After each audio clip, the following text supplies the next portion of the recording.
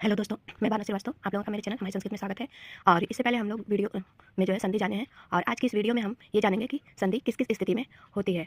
तो और इस वीडियो को पूरा देखिए, क्योंकि आप जब पूरा देखेंगे तभी आप लोगों को समझ में आएगा इसमें कितने इंपॉर्टेंट फैक्ट हैं। तो चलिए शुरू करते हैं आज की इस वीडियो को। आज हमारी संस्कृत में हम संधि किस किस स्थिति में होगी यह जानेंगे। संधि करने के लिए जो सबसे पहले अनिवार्य तत्व होता है वो संहिता होता है। संहिता का मतलब होता है जैसे दो वर्णों का अत्यंत निकट आना, उसी को ही हम संहिता कहते हैं। यूँ समझ लें हम संहिता को ही संधि कहते हैं। जैसा कि संहिता संधि जो है, संहिता और संधि पूछा जाए तो एक ही बात है, संहिता को ही संधि कहते हैं और संधि को ही संहिता कहते हैं। ये किस किस स्थिति में होता है। संहितिक पदे नित्या नित्या धातु उपसर्गयो नित्या समासे वाक्य तु सा विवाक्षाम पेक्षते। अर्थात संहिता या संधि हमेशा एक पद में। इसको उदाहरण से समझते हैं। जैसे हमारा शब्द है, उदाहरण है भोधन अनम। भोधन अनम मिला है तो शब्द बना है हमारा भवनम। तो इसमें जो भो है और जो अनम है ये दोनों अलग अलग पद है। तो ये जो है पहली शर्त तो इसकी होगी कि पद में होता है। दूसरा क्या है, उपसर्ग व धातु वाले शब्दों में हमेशा होगी।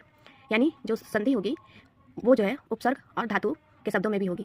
जैसे हमारा उदाहरण है निधन अवसत, बना है हमारा शब्द निवशत। तो इसमें जो नी है वो उपसर्ग है और जो अवसत है वो धातु है। तो हमारा शब्द बन गया निवशत। ये संधि होने के बाद हुआ है। यानी यदि शब्द में उपसर्ग है भी है और धातु भी है तो उसमें भी संधि होगी।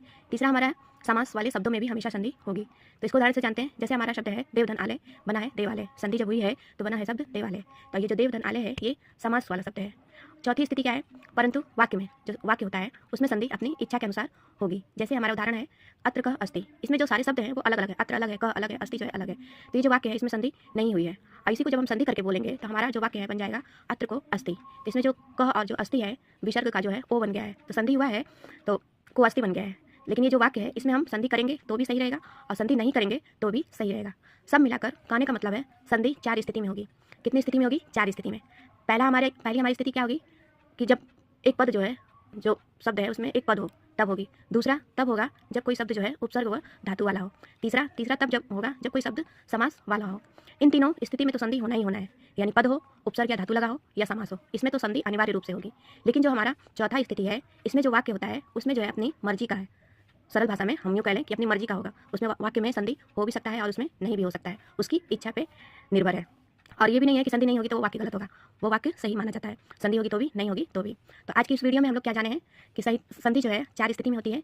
पहली स्थिति में पद हो, दूसरी स्थिति में धातु उपसर्ग व धातु वाला शब्द हो, और तीसरी स्थिति है हमारी कि शब्द समास वाला हो, तो उसमें संधि होगी। लेकिन हमारी चौथी स्थिति में जो है शर्त है कि उसमें इच्छा के ऊपर है। उसमें संधि हम कर भी सकते हैं और संधि नहीं कर सकते हैं। दोनों रूपों में जो है हमारा वाक्य सही रहेगा।